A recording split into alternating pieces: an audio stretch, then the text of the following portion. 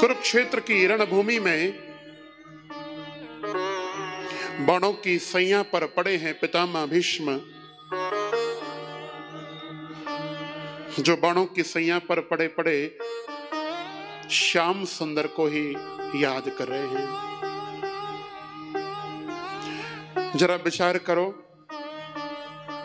हमारे शरीर में अगर एक छोटा सा कांटा भी कहीं लग जाए, थोड़ी भी कहीं पीड़ा हो जाए, तो ना भोजन अच्छा लगेगा ना भजन अच्छा लगेगा। थोड़ा पितामह भीष्म की पीड़ा को आप अनुभव करो। रोम रोम में बाण लगे हैं, बाणों की सैया पर पड़े हैं, लेकिन इच्छा यही है कि जब तक वो टेढ़ी टांग वाला वो मुरली मनोहर सामने नहीं आ जाएगा, प्राण नहीं त्यागूंगा। बाणों की सैया पर पड़े पड़े बस प्रभु को ही याद कर रहे हैं। और भगवान भी जानते हैं कि भक्त पुकार रहा है। आकाश मंडल में पतंग उड़ती है ना भैया, और पतंग उड़ाने वाला जब धीरे धीरे डोर को नीचे खींचे तो पतंग नीचे आ जाती है। उसी प्रकार भक्त भी भगवान को प्रेम की डोरी में बांध लेते हैं।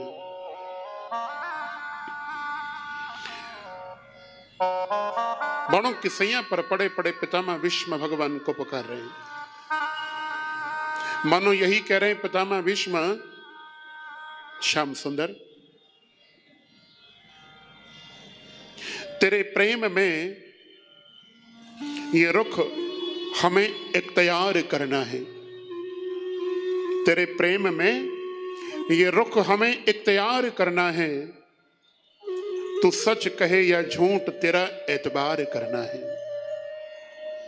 तेरे प्रेम में ये रुख हमें इख्तियार करना है। तू सच कहे या झूठ तेरा एतबार करना है। तू आए ना आए ऐ मेरे श्याम सुंदर, हमें तो बस तेरा इंतजार करना है। आना ना आना तेरे हाथ में है, लेकिन भक्त कहते इंतजार करना तो हमारे हाथ में। ठाकुर जी आए और अकेले नहीं आए, समस्त पांडवों को लेकर के आए।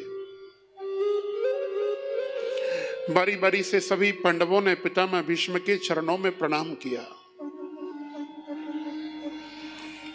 युधिष्ठिर, नकुल, सहदेव, भीम, द्रौपदी, अर्जुन, और सबको बड़ा सुंदर उपदेश दिया। द्रौपदी को स्त्री धर्म का ज्ञान दिया पितामह भीष्म ने। धर्मराज युधिष्ठिर को राज धर्म का ज्ञान दिया है। नकुल सहदेव को मोक्ष धर्म का उपदेश किया, ज्ञान दिया, और अर्जुन भीम को भगवत धर्म का ज्ञान दिया।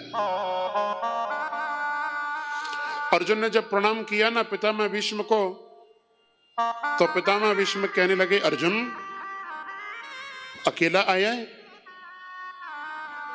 क्या? तेरा वो छलिया, तेरा वो मित्र श्याम सुंदर तेरे साथ में नहीं आया क्या? अकेले आए हो? अब देखो झांकी समझो, झांकी कैसी है। बाणों की सैया पर पड़े हैं पितामह भीष्म और सराने की ओर खड़े हैं श्याम सुंदर। भगवान द्वारकाधीश पितामह भीष्म के सराने की ओर खड़े, सर की ओर, और अर्जुन खड़े हैं चरणों की ओर। जैसे ही पितामह भीष्म ने पूछा, अर्जुन अकेले आए हो क्या? तुम्हारा सखा साथ में नहीं आया? अर्जुन ने भगवान की ओर देखा। क्यों? क्योंकि अपने दादा से झूठ तो नहीं बोल सकते। तो भगवान ने कहा, पितामह हम भी आए हैं। जैसे ही वो मीठी वाणी श्री ठाकुर जी की पितामह भीष्म के कान में पड़ी, तो इनकी आत्मा को शांति मिली कि प्रभु आ गए, अब तो मेरे गोविंद आ गए। पितामह भीष्म बोले, वारे छलियावा, मैं मरने जा रहा हूं, और मरते मरते भी तुम मेरे साथ में छल करते हो। श्याम सुंदर, तुम्हारे दर्शन को मेरे नैना प्यासे हैं, दया करो कन्हैया, मुझे दर्शन दो। तुम्हारा दर्शन करूं तब जाकर के मैं चैन से मर पाऊंगा। भगवान बोले, पितामह भीष्म, हम कभी किसी पापी को दर्शन नहीं देते। पितामह कहने लगे, मैंने कौन सा पाप जीवन में किया? भगवान बोले, तुमने एकाध पाप किया हो तो गिनाओ। बड़ी सभा में दुशासन द्रौपदी की साड़ी को उतारने लगा। वो अबला नारी, वो पतिव्रता कुलवती नारी रोती रोती आपके पास में गई, लेकिन आपने उस नारी की रक्षा नहीं करी। आप क्षत्रिय थे, वो आपके कुल की वधू थी, उसकी रक्षा करना आपका कर्म था, कर्तव्य था, लेकिन आपने अपने कर्तव्य को नहीं निभाया। पितामह बताओ, आपने ये पाप नहीं किया? पितामह को बड़ी हंसी आई। पितामह बोले, सुनो कन्हैया, अगर तुम गीता के ज्ञाता हो ना, तो छोटा मोटा पुराण तो हमने भी सुन रखा है। जिस समय ये घटना घटी ना श्याम सुंदर, उस समय मैं दुर्योधन का नौकर था। दुर्योधन पापी है, पापी की संगति का प्रभाव हुआ, पापी के अन्न को खाने का ऐसा प्रभाव हुआ कि मेरी बुद्धि भ्रष्ट हो गई, और मैं उस सभा में द्रौपदी को बचाने का साहस ना कर पाया। भगवान बोले, तुमने एक पाप और किया। महाभारत के युद्ध में पांडवों की ओर से ना युद्ध करके तुम कौरवों की ओर से लड़े। बताओ, तुमने ये पाप किया कि नहीं किया? पितामह भीष्म बोले, कन्हैया आपकी बात सत्य है, लेकिन एक बात बताओ, अगर मैं पांडवों की ओर से युद्ध करता तो तुम्हारी जो अर्जुन के रथ को हाँकने वाली सारथी वाली छवि थी, उस छवि का मुझे दर्शन कैसे होता? मैंने तो आपका दर्शन पाने के लिए प्रभु कौरवों की ओर से युद्ध किया, और आपका दर्शन करना भी पाप है, तो मैंने पाप किया है। इतना कहकर के तो पितामह भीष्म रो पड़े, उनके नेत्र भर आए। और जैसे ही रोए ना पितामह भीष्म, भगवान से रहा नहीं गया। याद रखना, ठाकुर जी सब सह लेते हैं, लेकिन भक्त की नेत्रों में आंसू भगवान सहन नहीं कर पाते। जैसे ही पितामह भीष्म रोए, उसी क्षण हाथ में मुरली लेकर के पीतांबरधारी मोर मुकुटधारी श्याम सुंदर मुरली बजाते हुए पितामह भीष्म की आंखों के सामने प्रकट हो गए। बोलो भक्त वत्सल भगवान की जय। ठाकुर जी प्रकट हो गए। बड़ी दिव्य स्तुति पितामह भीष्म ने भगवान की करी। इति मत रूप कल्पिता वितृष्णा भगवती सात्वत पुंगवे विभूम्नि स्वसुखमुपगते क्वचित विहर्तुं प्रकृतिमुपेयुषे यद्भप्रवाह। दोनों हाथ जोड़ करके कहने लगे, पितामह श्याम सुंदर, मैं मरने से पहले तुम्हें कुछ देना चाहता हूं। भगवान बोले, आज तक जितने भक्त मिले, लेने वाले मिले, मांगने वाले मिले, पहली बार कोई देने वाला मिला। क्या देना चाहते हैं? तो कितनी अद्भुत वस्तु पितामह भीष्म ने भगवान को दी। कन्हैया, मैं आपको अपना बेटा और अपनी बेटी दोनों देना चाहता हूं। पांडव बगल में खड़े कहने लगे, बाबा की पोल बुढ़ापे में खुली है, सारे जीवन भर तो नष्टक ब्रह्मचारी बने रहे, आज मालूम पड़ा इनका बेटा भी है, बेटी भी है। पितामह भीष्म बोले, पांडवों, मेरा कोई संसारी बेटी बेटा नहीं है। कन्हैया, मैं तुम्हारे चरणों में अपना मन रूपी बेटा और अपनी बुद्धि रूपी बेटी दोनों अर्पण करता हूं। मेरा मन और बुद्धि दोनों तेरे चरणों में विलीन हो जाए प्यारे, ये दोनों तुम्हारे हो जाएं। देना हो ना भगवान को यही दो। जब भी श्री ठाकुर जी के चरणों का दर्शन करो, किसी भी मंदिर देवालय में जाओ, यही कहो कि हे बिहारी जी, हे राधा वल्लभ जी, हे राधा रमन जी, हे गोविंद देव जी, हमारा मन और बुद्धि दोनों तुम्हारे चरणों में लग जाए, हमारी मन और बुद्धि दोनों तुम्हारी हो जाए।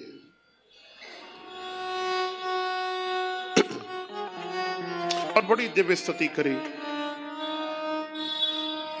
कहा कन्हैया एक ही इच्छा है मेरी, जब तक मेरे शरीर से प्राण ना निकले ना, इसी तरह मेरी आंखों के सामने खड़े रहो। भगवान थोड़े से उदास हो गए, बोले बाबा एक बात बताओ, तुमको तो इच्छा मृत्यु का वरदान है,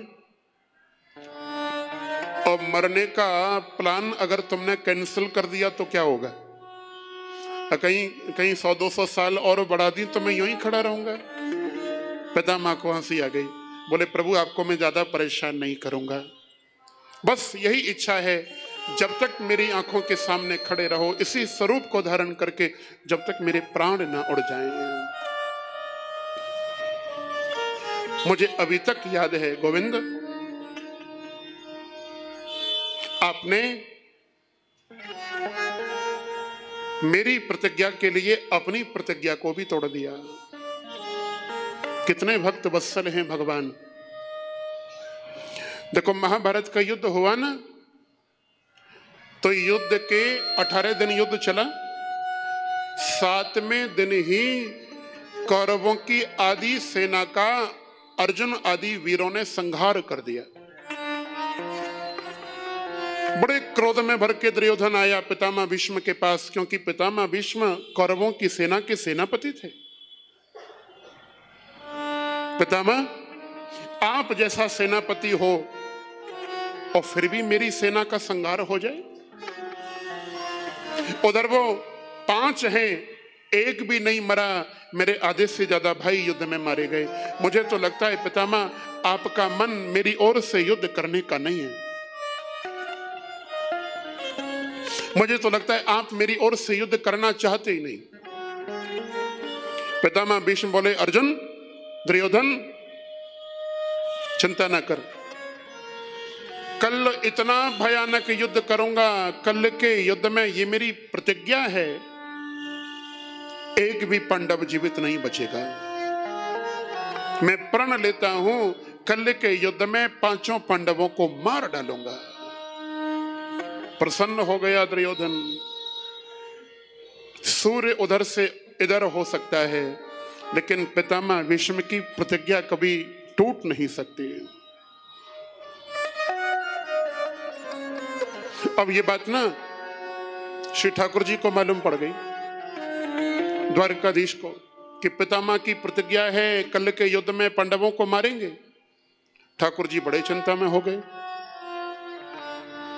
पांडवों के पास में आए, कहने लगे भैया कल तुम्हारी मौत है, क्या तुमको चिंता नहीं?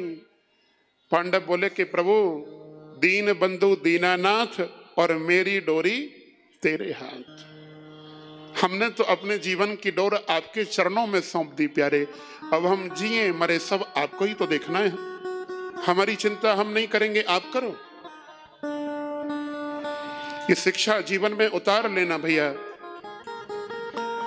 जो तुझसे न संभले तेरे उलझे हुए धंधे, तो बांके बिहारी पर छोड़ दे बंदे। जो तुझसे न संभले तेरे उलझे हुए धंधे, तो बांके बिहारी पे छोड़ दे बंदे। क्यों?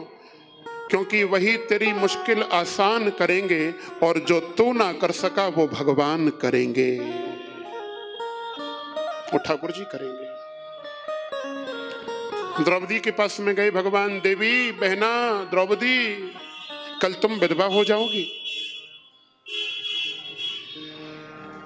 बोले प्रभु मुझे कोई चिंता नहीं, मेरी चिंता करने के लिए आप हैं। तो ऐसा कर द्रौपदी, 16 श्रृंगार कर ले, कल का तो कोई पता नहीं, आज तो सुहागन है तू, और मेरे साथ चल, जैसा जैसा मैं कहूं वैसा वैसा कर। सवेरे का समय, ब्रह्म मुहूर्त की बेला, 16 श्रृंगार द्रौपदी ने किया और श्री ठाकुर जी के साथ में चल दी। तो देखो, द्रौपदी के चरणों की जो चप्पल थी, पैरों की चप्पल, वो खटखट की आवाज कर रही थी। भगवान ने कहा, द्रौपदी ला अपनी चप्पल मुझे दे दे। द्रौपदी की चप्पल भगवान ने ली और बगल में दबा ली। अब जरा विचार करो, जिसकी चप्पल स्वयं श्री ठाकुर जी उठाते हो, क्या दुनिया में उसका कोई बाल बांका कर सकता है? ठाकुर जी द्रौपदी को लेकर के सीधे पितामह भीष्म के शिविर के पास लेकर के पहुंचे। पितामह भीष्म समाधि में लीन बैठे, और आज ना पितामह भीष्म को दुर्योधन की पत्नी भानुमति को आशीर्वाद देना है, सदा सुहागन होने का। आज भानुमति उनसे सदा सुहागन सौभाग्यवती होने का आशीर्वाद लेने आने वाली थी, लेकिन ठाकुर जी ने बीच में ही लीला कर दी। शिविर के बाहर भगवान खड़े हो गए और कहने लगे, द्रौपदी अब यहां से आगे तुझे ही जाना है, जो कुछ करना है तुझे करना है, मुझे कुछ नहीं करना। ठाकुर जी तो एक वृक्ष के नीचे काली कांवर ओढ़ करके सो गए।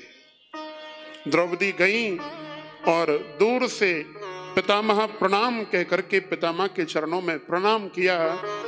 पितामह ने आंखें तो खोली नहीं, समझा कि भानुमति आई है, दुर्योधन की पत्नी, और दूर से कहा, बेटी सौभाग्यवती भव, सदा सुहागन रहे, मेरा आशीर्वाद है।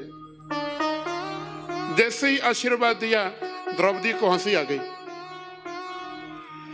और द्रौपदी ने कहा, आज मैं एक बात समझ गई पितामह, आशीर्वाद देना तो चाहिए, लेकिन आंख बंद करके आशीर्वाद कभी नहीं देना चाहिए। आप आंख खोल करके तो देखो, आपके सामने कौन खड़ी है। जैसे ही आंखें खोली, द्रौपदी तुम, अरे आज तो यहां भानुमति आने वाली थी, तुम आ गई, लेकिन तुम अकेली नहीं आ सकती। मैं जानता हूं ये सब लीला किसकी है, कौन आया है तुम्हारे साथ? द्रौपदी हंस करके बोली, वो आए हैं टेढ़ी टांग वाले बाहर बैठे।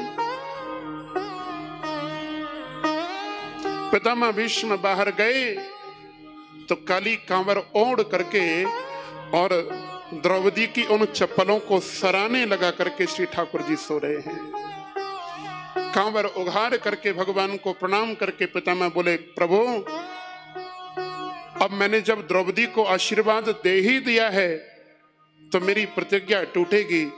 कल के युद्ध में पांडव तो नहीं मरेंगे, लेकिन याद रखना प्रभु, तुमने मेरी प्रतिज्ञा तोड़ी है तो कल मैं तुम्हारी भी प्रतिज्ञा तोड़ूंगा।